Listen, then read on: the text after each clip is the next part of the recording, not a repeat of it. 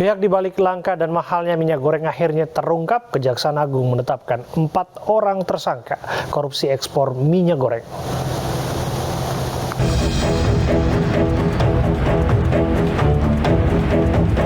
Kejaksaan Agung menetapkan 4 tersangka dalam dugaan korupsi pemberian fasilitas ekspor CPO atau minyak sawit mentah. Salah satu tersangka merupakan Indra Sari Wisnuwardana, Dirjen Perdagangan Luar Negeri Kemendak yang dijerat bersama dengan 3 tersangka lain dari pihak swasta.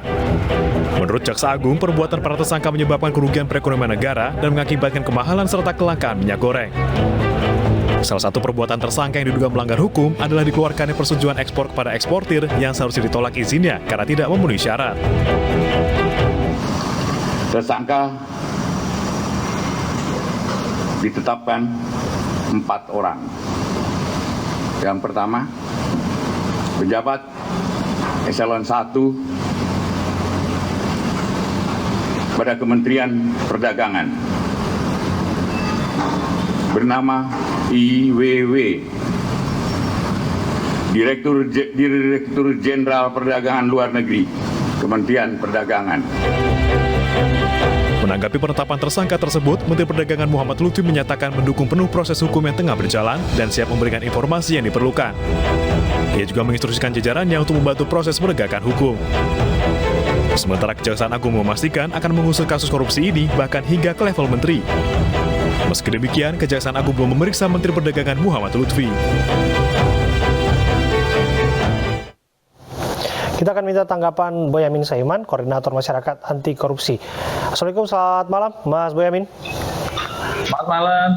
Ya, Mas Boyamin, dari apa yang disampaikan oleh Jaksa Agung, apa yang diduga publik belakangan ini, termasuk yang disampaikan oleh Menteri Perdagangan, bukan isapan jempol belaka mengenai mafia minyak goreng. Anda sendiri terkejut tidak?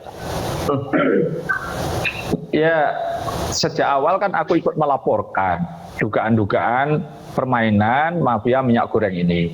Kalau yang diumumkan hari ini ya surprise sajalah, karena dugaan permainan ini kan ada kong-kali-kong, ada persekongkolan antara swasta dan pejabat negara. Dan tadi sudah diumumkan terbukti ada dugaan permufakatan jahat antara pihak swasta dengan oknum pejabat tinggi di Kementerian Perdagangan dalam urusan izin.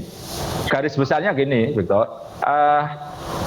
Pemberian izin diduga tidak memenuhi syarat, dan diduga dalam pemberian izin tadi karena tidak memenuhi syarat ada dugaan juga kickback dalam bentuk dugaan gratifikasi atau suap.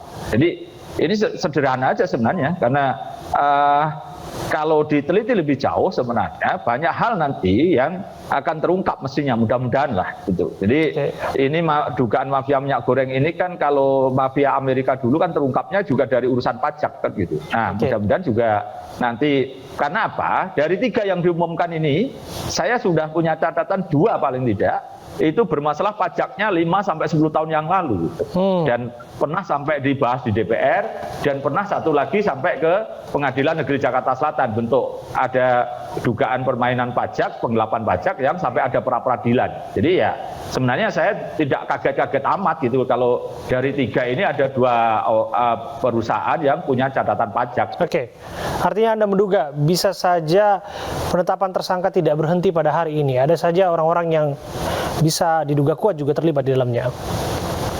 Ya, sementara gini, kita beri dugaan penuh untuk menuntaskan 3 perusahaan dan 1 oknum pejabat ini, dan nanti sambil jalan mudah-mudahan kita dorong Kejaksaan Agung untuk mengembangkan yang lebih banyak, dan bisa jadi juga ada oknum pejabat lain yang juga diduga terlibat. Jadi kalau bahasa saya sejak awal saya bikin laporan itu kan ada dugaan liga besar antara 8 sampai 9 perusahaan besar yang itu bahasa sederhananya punya sawit, punya pabrik CPO, punya pabrik minyak goreng, punya perusahaan distribusi, bahkan diduga punya perusahaan di luar negeri yang menjadi seakan-akan pembelinya, baru dilepas ke pasar internasional.